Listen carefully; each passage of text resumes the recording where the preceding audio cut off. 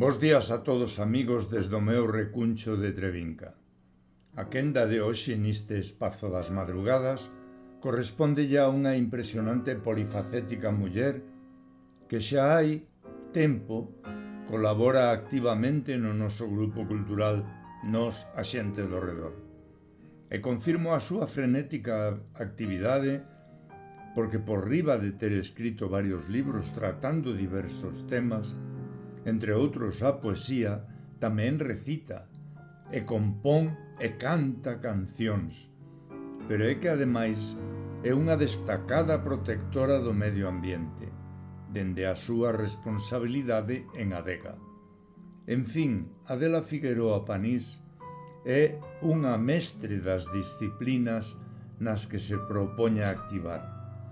Hoxe terei o prazer de poñer voz ao poema crítico que Adela regálanos no número 21 da nosa revista, que se titula Fochancas, no que dá conta do lamentable estado de unha das vías de comunicación máis importante da nosa Galicia.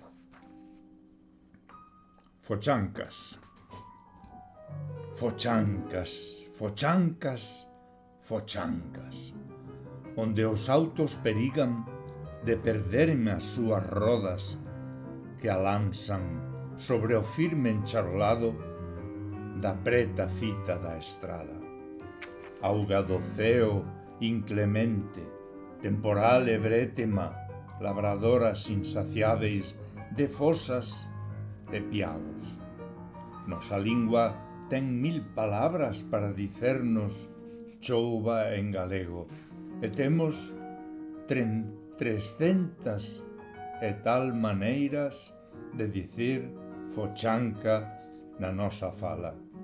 Cova, burato, escavao, depresao, valeta, verna ou cuneta, mais algunha aínda para decir desleixo, desapreso, incuria, preguiza, abandono ou moleza.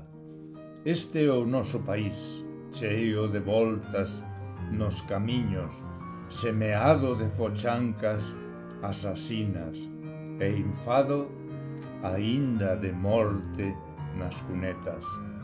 Tristes estradas aquelas caladas do terror que aínda esconden a paradas de cunetas, verso anainado e silenzo dos mártires da longa noite de pedra. Cunetas, cunetas, cunetas, fochancas, fochancas, fochancas. Grazas, Adela.